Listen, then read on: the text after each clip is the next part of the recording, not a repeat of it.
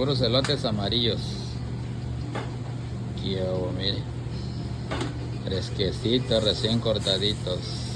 Hay que aprovechar los últimos elotes porque ya va a venir el tiempo de nieve, pues ya no va a haber nada de eso.